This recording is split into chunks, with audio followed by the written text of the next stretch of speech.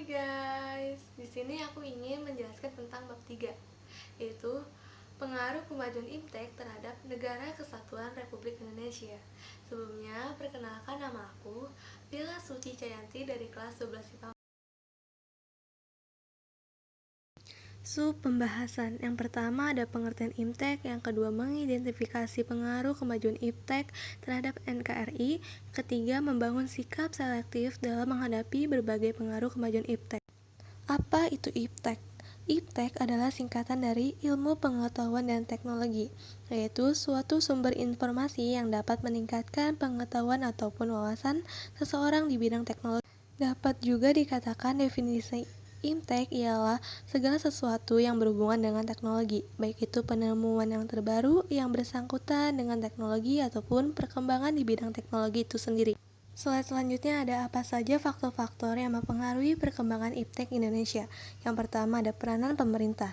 Sangat penting dalam mengembangkan IPTEK di Indonesia karena IPTEK dapat maju dan berkembang jika pemerintah memberikan dukungan penuh baik berwujud material maupun spiritual demi berkembangnya IPTEK di Indonesia. Contohnya, pengadaan atau pembangunan infrastruktur. Yang kedua, sumber daya manusia yang berkualitas. Suatu ilmu pengetahuan dan teknologi memang harus berkembang, tapi seiring dengan perkembangan IPTEK haruslah diiringi dengan perkembangan sumber daya manusia.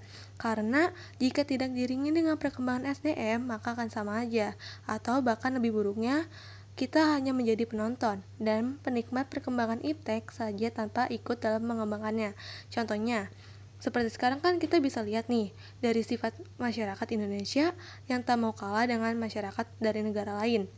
Yang ketiga, pengaruh dari negara lain atau negara maju. Perkembangan IPTEK di Indonesia memang tidak lepas dari pengaruh negara lain. Hal ini bisa disebabkan karena Indonesia menjalin kerjasama dengan negara-negara maju. Karena itu, Indonesia tidak menutup kemungkinan untuk mengikuti atau menyerap perkembangan IPTEK dari negara-negara maju yang menjalin kerjasama dengan Indonesia. Contohnya, kan sekarang tentang model nih, pembayaran yang semakin praktis dengan menggunakan kartu ATM atau kartu kredit. Selanjutnya ada pengaruh positif kemajuan IPTEK bagi kehidupan bermasyarakat, bernegara, dan berbangsa. Yang pertama, ada dampak positif dalam bidang politik. Pertama, adanya peran besar masyarakat dalam pengembangan pemerintahan. Contohnya, dengan e-government, maka hal ini bisa tercapai bahkan saja jika ada anggota DPR yang mau berinteraksi dengan rakyat yang telah memilihnya. Kegiatan tanya jawab, melakukan voting, saran, dan kritik akan dapat tersalurkan dengan cepat, langsung, dan nyaman. Yang kedua, kegiatan komunikasi untuk keperluan politik dengan menggunakan teknologi informasi menyebabkan sampainya berita lebih cepat dilakukan secara efisien dan nyaman. Misalnya, jika ada masyarakat nih yang ingin mengajukan pendapatnya ke wakil rakyat, maka cukup dengan menggunakan email surat, dapat sampai dengan segera cepat. Selanjutnya ada dampak positif dalam bidang ekonomi. Yang pertama, pertumbuhan ekonomi yang semakin tinggi. Aktivitas pekerjaan bisa dilakukan dengan mudah. Gak hanya itu aja, setiap orang juga lebih mudah mendapatkan pekerjaan. Seiring dengan kemajuan IPTEK ini, bahkan kita sambil di rumah pun seorang juga bisa mendapatkan penghasilan dengan bekerja secara online. Tak heran kan jika masalah ekonomi bisa menjadi semakin meningkat. Contohnya, kita membuka online shop di Shopee, di Lazada, di Tokopedia, pokoknya di sosial media. Yang kedua, produktivitas dunia industri mengalami peningkatan.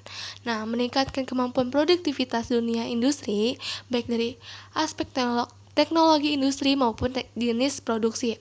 Nah, hadirnya peralatan industri nih yang semakin canggih menjadikan pekerjaan bisa diselesaikan dengan cepat dan hasil produksinya pun juga semakin berkualitas.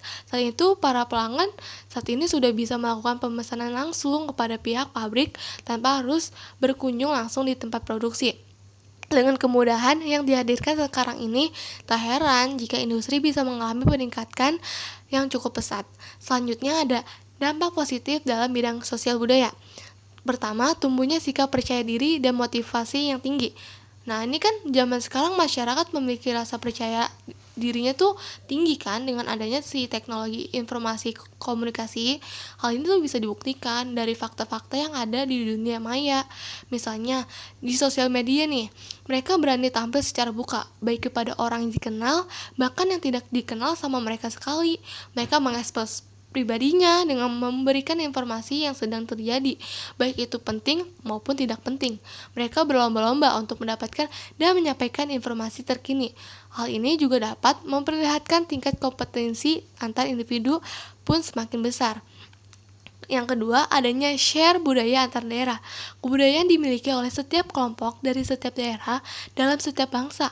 Tidak hanya dengan penampilan atau pertunjukan saja budaya itu dipublikasikan.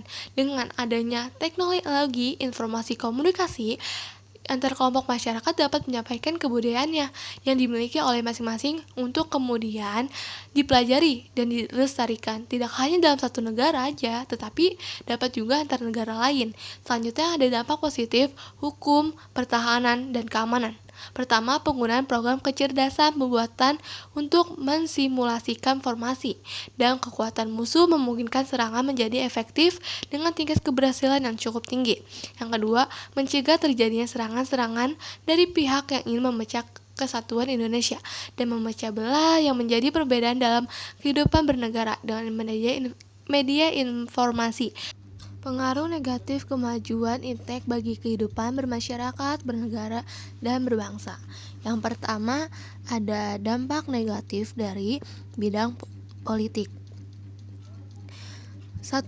Menimbulkan terganggunya stabilitas politik nasional seiring dengan terjadinya tindakan-tindakan anarki sebagai reaksi terhadap sikap pemerintah yang menurut mereka tidak terbuka, tidak memberikan kebebasan, dan tidak demokratis pada rakyatnya. Yang kedua, munculnya gerakan-gerakan radikalisme dan terorisme. Para pelaku gerakan tersebut pada umumnya merupakan orang-orang yang terampil dalam memanfaatkan teknologi. Tidak jarang di antara mereka mempunyai keterampilan dalam merakit senjata, merakit bom. Selanjutnya ada dampak negatif di bidang ekonomi. Yang pertama, adanya aksi tipu-menipu dalam proses jual beli online yang dapat merugikan beberapa pihak. Nah, ini tuh bisa memanfaatkan jaringan yang tersedia, seperti yang terdapat pada beberapa situs yang menyediakan perjudian secara online. Para penjudi tidak perlu pergi ke tempat yang khusus untuk memenuhi keinginannya. Yang kedua, resistensi membeli secara online. Nah, ini bagi orang yang belum pernah untuk bertransaksi secara online dan membeli di online akan merasa janggal ketika harus bertransaksi tanpa bertatap muka atau melihat penjualnya. Belum lagi ketakutan bila pembayaran terkirim atau tak diterima, atau barang tak dikirim, bahkan barang dikirim tetapi tak. Selanjutnya ada dampak negatif di bidang sosial budaya. Yang pertama, perilaku menyimpang yang terjadi di kalangan masyarakat pada umumnya dan remaja pada khususnya. Nah, perilaku ini menyimpang disebabkan oleh merosotnya moral yang ada di masyarakat, kurang filterisasi akan informasi, serta budaya yang diterima dari teknologi informasi komunikasi menjadi faktor pokok timbulnya permasalahan ini.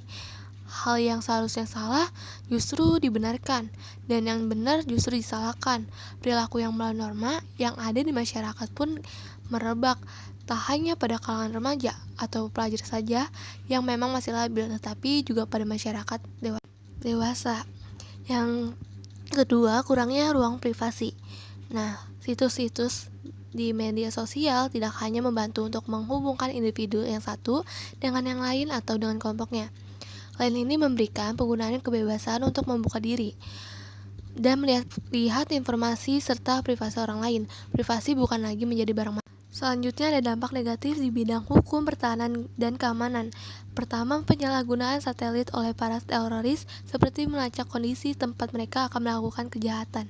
Yang kedua, melakukan media internet. Pelaku teroris dapat berkomunikasi dengan sesama teroris maupun untuk mencari. Selanjutnya, perkembangan iptek di Indonesia. Ilmu pengetahuan muncul sebagai akibat dari aktivitas untuk memenuhi kebutuhan hidup manusia, baik kebutuhan jasmani maupun kebutuhan rohani. Nah, kemajuan ilmu pengetahuan dan teknologi tidak bisa dipisahkan dari lembaga pendidikan, di mana pada abad 20 peran ilmu pengetahuan dan teknologi sangat berarti bagi lembaga pendidikan, sehingga pada abad 20 mampu mendorong lebih cepat dalam industri, informasi, komunikasi, transportasi, dan pertanian. Perkembangan ilmu pengetahuan dan teknologi di Indonesia tertinggal jauh dan sangat memprihatinkan dibanding negara-negara Eropa dan Amerika Serikat. Bahkan pulau di negara-negara Asia, misalnya Jepang dan Cina, hal ini disebabkan karena yang pertama, masih terbatasnya orang Indonesia yang mendapat pendidikan barat, terutama pendidikan tinggi. Yang kedua, kurangnya keinginan dari pemerintah maupun perusahaan swasta yang ada di Indonesia untuk melakukan ahli teknologi. Yang ketiga, tidak adanya inovasi teknologi yang berarti di dalam masyarakat Indonesia itu sendiri. Ilmu pengetahuan dan teknologi di Indonesia mulai berkembang di mana ditandai dengan adanya perguruan tinggi dan pusat-pusat penelitian seperti Lembaga Ilmu Pengetahuan dan juga Badan Pengkajian dan Penerapan Teknologi. Slide selanjutnya ada selektif iptek di berbagai bidang. Yang pertama di bidang politik. Yang poin pertama itu ada mengembangkan demokratisasi dalam segala bidang. Yang kedua, mengaktifkan masyarakat sipil dalam arena politik.